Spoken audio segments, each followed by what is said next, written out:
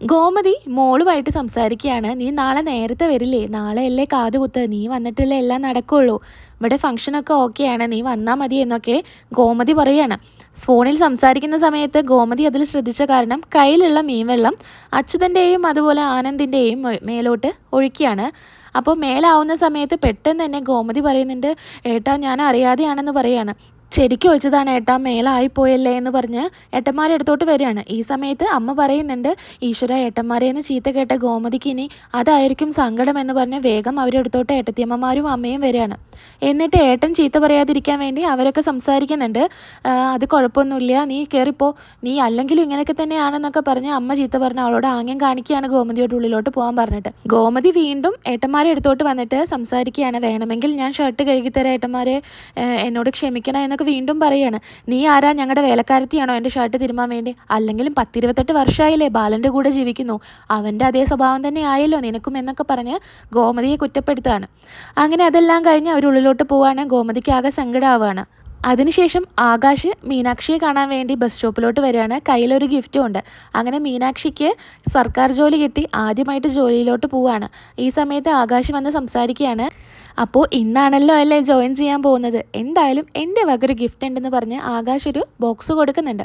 അങ്ങനെ മീനു പറയുന്നുണ്ട്, ഇതിലെന്താ, ഇന്ന് ഇപ്പം തന്നെ പൊട്ടിച്ച് നോക്കാം എന്ന് പറയാണ്. വേണ്ട, അത് എൻ്റെ പരിമിതിയിൽ ഒതുങ്ങുന്ന ചെറിയൊരു ഗിഫ്റ്റാണ്. ചിലപ്പോൾ അത് നീ കാണുമ്പോൾ നിനക്ക് അത്ര സന്തോഷമൊന്നും വരില്ല, നിൻ്റെ മുഖം കാണുമ്പോൾ അതെനിക്ക് സഹിക്കാൻ സാധിക്കില്ല എന്ന് പറയണം. അങ്ങനെ മീനു പറയുന്നുണ്ട്, ഇതിലിനി എന്തായാലും ഒരു കുപ്പിച്ചില്ല് കഷ്ണം വെച്ചതാണെങ്കിലും എനിക്കത് ഡയമണ്ടാണ്, എനിക്കൊരു കുഴപ്പമില്ല. നീ ഇനി ഒരു സർക്കാർ ജോലി നോക്കിക്കോ എന്ന് ആകാശിൻ്റെ അടുത്ത് പറയണം. ആകാശ് പറയുന്നുണ്ട്, സർക്കാർ ജോലിയിലൊന്നും ഒരു കാര്യമില്ല, പണക്കാരനാവണമെങ്കിൽ ബിസിനസ് തന്നെ നടത്തണം. അപ്പം നീ ഇപ്പോൾ അച്ഛൻ്റെ കീഴിലല്ലേ ജോലി ചെയ്യുന്നത്, അപ്പോൾ അത് ബിസിനസ്സാണോ എന്ന് ചോദിക്കുന്നുണ്ട്. അല്ല, എന്തായാലും സർക്കാർ ജോലി കിട്ടിയവരൊന്നും ആരും കോടീശ്വരന്മാരായിട്ടില്ല, ഞാനും നല്ലൊരു ബിസിനസ്സുകാരനാവുമെന്ന് ആകാശ് പറയാണ്. അങ്ങനെ സംസാരിച്ചുകൊണ്ടിരിക്കുമ്പോൾ അങ്ങോട്ടേക്ക് ബാലൻ വരികയാണ്. ബാലനെ കാണുന്നതും ആകാശ് ഒളിച്ച് നിൽക്കുകയാണ്. അയ്യോ അച്ഛൻ എന്ന് പറഞ്ഞ് പേടിച്ച് ഒളിച്ച് നിൽക്കുകയാണ്. അങ്ങോട്ടേക്ക് മേനോൻ വരുന്നുണ്ട്. മേനോനാണെന്ന് പറഞ്ഞിട്ടാണ് ഈ മീനുവിനെ എപ്പോഴും ഫോൺ ചെയ്യാറ്. മീനു വിളിക്കുമ്പോഴും മേനോൻ എന്നാണ് സേവ് ചെയ്തിട്ടുള്ളത്. അപ്പോൾ മേനോൻ്റെ അടുത്തോട്ട് വരുമ്പോൾ ഇവർ വിചാരം ഇവർ തമ്മിൽ നിൽക്കുന്നത് കണ്ടിട്ടാണെന്ന് കരുതി പേടിച്ച് നിൽക്കുകയാണ് മീനാക്ഷി. അങ്ങനെ ബാലൻ വന്ന് മേനോനോട് ചോദിക്കുന്നുണ്ട്, എന്താ മേനോനെ, നിങ്ങൾ എപ്പോഴും ആകാശിനെ വിളിക്കൽ തന്നെയാണല്ലോ പരിപാടി, ഇന്ന് രാവിലെ വിളിച്ചപ്പോഴും ഒന്നും മിണ്ടാതെ നിന്നല്ലോ എന്നൊക്കെ പറയാണ്. ഇത് കേട്ട് ആകാശ് പറയുന്നുണ്ട്, ഇനി ഞാനിവിടെ നിന്നാൽ ശരിയാവില്ല, ഇടപെട്ടില്ലെങ്കിൽ എല്ലാം പൊളിയുമെന്ന് പറയാണ്. ബാലൻ്റെ അടുത്തോട്ട് ആകാശ് വരികയാണ്. അപ്പോൾ ഇതേ സമയത്ത് ബാലൻ ചോദിക്കുന്നുണ്ട്, നീ എന്താടാ ഇവിടെ എന്ന് ചോദിക്കുകയാണ്. അത് പിന്നെ അച്ഛൻ ഞാൻ ഡെലിവറി ചെയ്യാൻ വേണ്ടി വന്നതാണെന്ന് പറയാണ്. അതെല്ലാം ഞാൻ ആര്യനെ ഏൽപ്പിച്ചതല്ലേ, പിന്നെ നീ എന്തിനാ ഡെലിവറി ചെയ്യാൻ വരുന്നത് എന്ന് ചോദിക്കുകയാണ്. ആര്യൻ പറഞ്ഞു, എന്നാൽ നീ ഡെലിവറി ചെയ്തു ഞാനിവിടെ ഇരുന്നോളാന്ന് പറഞ്ഞ കാരണമാണെന്ന് ആര്യൻ്റെ മേലോട്ട് കുറ്റം ചാർത്തുകയാണ്. അപ്പോൾ ഇതേ സമയത്ത് മേനോൻ്റെ ബസ് വരികയാണ്. എന്നാൽ ഞാൻ പോവാണ്, എല്ലാം ഞാൻ വന്നിട്ട് കൃത്യമായിട്ട് നിനക്ക് ഞാൻ പറഞ്ഞു തരാമെന്ന് പറഞ്ഞ് മേനോൻ ബസ്സിൽ കയറി പോവാണ്.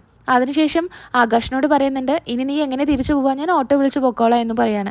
അത് വേണ്ട, ഓട്ടോന് 30 രൂപയാവും, നീ എൻ്റെ കൂടെ. അങ്ങനെ മീനുവിൻ്റെ അടുത്ത് ഞാൻ വിളിക്കാട്ടോ എന്ന് പറഞ്ഞ് ആകാശ് ബാലൻ്റെ കൂടെ ബൈക്കിൽ കയറി പോവാണ്.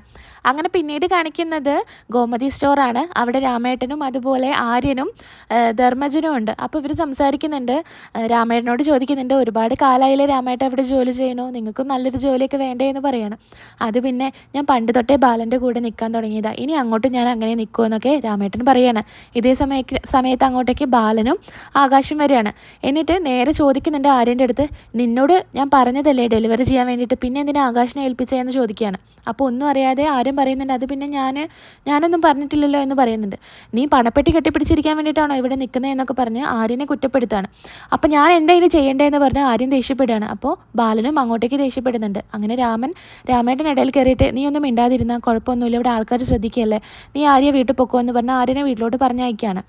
അങ്ങനെ ദേഷ്യത്തോടെ ബാലൻ ആര്യനെ ഇങ്ങനെ നോക്കുന്നുണ്ട്. അതിനുശേഷം പിന്നീട് രാത്രിയാണ്. രാത്രി മൈക്കിൽ അനൗൺസ്മെൻറ്റ് ചെയ്യുകയാണ് ബാലൻ, നാളെ എൻ്റെ മോളുടെ കുഞ്ഞിൻ്റെ കാതുകുത്താണ്, എല്ലാവരെയും ഞാൻ അതിലോട്ട് സ്വാഗതം ചെയ്യുകയാണ്, കാതുകുത്ത് കല്യാണത്തിലോട്ട്. ഇത് ബാലൻ്റെ സൗണ്ടാണല്ലോ എന്ന് പറഞ്ഞ് ഗോമതി ഉള്ളിൽ നിന്ന് വരികയാണ്.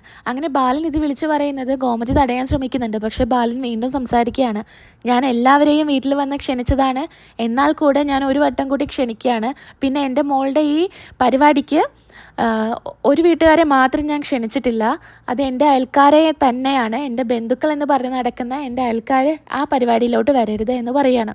എങ്ങനെയാണ് പരിപാടി നടത്തേണ്ടതെന്ന് ഞാൻ നാളെ കാണിച്ചു തരാം എന്നൊക്കെ പറഞ്ഞ് വെല്ലുവിളിക്കുകയാണ്. ഇതെല്ലാം കേട്ട് ആനന്ദനും അച്യുതനും അതുപോലെ അമ്മ എല്ലാവരും അവിടെ നിന്ന് നോക്കുന്നുണ്ട്.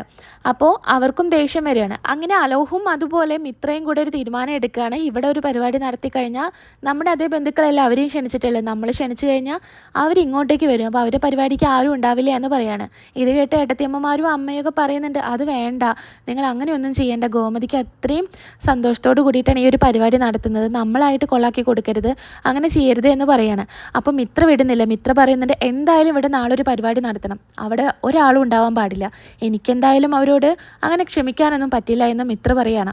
അങ്ങനെ ഇനിയിപ്പോൾ അടുത്തത് എന്താണ് ഇവിടെ പരിപാടി എന്ന് ചോദിക്കുന്നുണ്ട്. അപ്പോൾ ഇനി വരാൻ പോകുന്നത് ആനന്ദേട്ടൻ്റെ പിറന്നാളാണ്, അടുത്ത മാസം 21-ാം തീയതിയാണെന്ന് പറയണം. അപ്പം മിത്ര പറയുന്നുണ്ട്, അടുത്ത മാസം 21-ാം തീയതി എന്നുള്ളത് ഈ മാസം 21-ാം തീയതി കഴിച്ചുകൊണ്ട് കുഴപ്പമൊന്നുമില്ലല്ലോ എന്ന് പറയാണ്.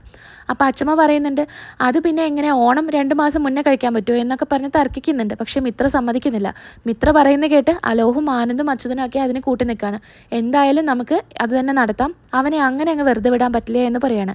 അങ്ങനെ പിറ്റേ ദിവസം ഇവിടെയും ഒരു പരിപാടി ചേർന്നിട്ട് എല്ലാം നടത്താമെന്ന് തീരുമാനിച്ച് ചിരിച്ചോണ്ട് നിൽക്കുന്നതാണ് കാണിക്കുന്നത്. പിന്നീട് കാണിക്കുന്നത് ബാലൻ കുളിച്ചു വരുന്നതാണ്. അങ്ങനെ ഗോമതിയോട് പറയുന്നുണ്ട്, ഗോമതി പറയുന്നുണ്ട് തോർത്തൊക്കെ കുളിമുറിയിൽ ഇട്ടാൽ പോരെ എന്നൊക്കെ പറഞ്ഞ് ബാലനെ ശാസിക്കുന്നുണ്ട്.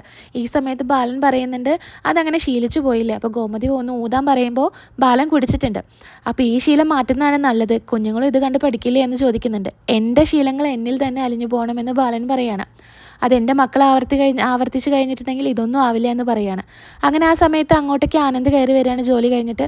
മോനെ എന്താ എന്ന് വൈകിയെന്ന് ആനന്ദിനോട് ചോദിക്കുന്നുണ്ട്. അത് പിന്നെ എക്സ്ട്രാ ജോലി ഉണ്ടായിരുന്നു അച്ഛാ, അതാന്ന് പറയാണ്. നീ എന്തിനാ ഇങ്ങനെ കഷ്ടപ്പെടുന്നു, അച്ഛൻ നിങ്ങൾക്ക് വേണ്ടി കഷ്ടപ്പെടുന്നില്ലേ, നീ ഇങ്ങനെ കഷ്ടപ്പെടണ്ട എന്ന് പറയാണ്. അതൊന്നും സാരമില്ല അച്ഛാ എന്ന് പറയുന്നു. അങ്ങനെ പിന്നീട് അനു വന്നിട്ട് പറയുന്നുണ്ട്, അച്ഛാ ഇതിലൊരു 1000 രൂപയുടെ കമ്മിയുണ്ടല്ലോ, കണക്ക് നോക്കുമ്പോൾ 1000 രൂപയുടെ കുറവുണ്ടെന്ന് പറയാണ്. ഇത് കേൾക്കുന്ന ആകാശിന് പെട്ടെന്ന് ടെൻഷനാവാണ്. കാരണം ആ 1000 രൂപ എടുത്തിട്ടാണ് മീനുവിന് സമ്മാനം മേടിച്ചു കൊടുത്തിട്ടുള്ളത്. അപ്പോൾ അതെങ്ങനെ പോയി എന്ന് അച്ഛൻ ചോദിക്കുകയാണ്. അപ്പോൾ പെട്ടെന്ന് തന്നെ പറയുന്നുണ്ട് ആനന്ദ്, ആരെ എടുത്ത് വെച്ച് അതങ്ങോട്ട് പറഞ്ഞാൽ പോരെ എന്ന് പറയുന്നുണ്ട്. അപ്പോൾ പെട്ടെന്ന് ഗോമതി പറയുന്നുണ്ട്, ഇനി കണക്കുകളൊക്കെ ഭക്ഷണം കഴിച്ചിട്ട് നോക്കാം എന്ന് പറയുന്നുണ്ട്. അത് അങ്ങനെയല്ലല്ലോ, ആ 1000 രൂപ എങ്ങ് പോയി എന്നറിയണ്ടേ, ചില്ലറ പൈസയൊന്നും അല്ലല്ലോ എന്ന് പറയണം. അങ്ങനെ ധർമ്മജൻ പറയുന്നുണ്ട്, അത് പിന്നെ എനിക്ക് തന്ന ഈ 10 രൂപ മാത്രമേ എൻ്റെ കയ്യിലുള്ളൂ, ചായ കുടിക്കാൻ തന്ന പൈസയാണ് 10 രൂപ, അത് മാത്രമേ എൻ്റെ കയ്യിലുള്ളൂ, ഞാനൊന്നും എടുത്തിട്ടില്ല എന്ന് പറയണം. അങ്ങനെ അവസാനം ആര്യൻ്റെ മേലോട്ട് ഈ കുറ്റം വീഴുകയാണ്.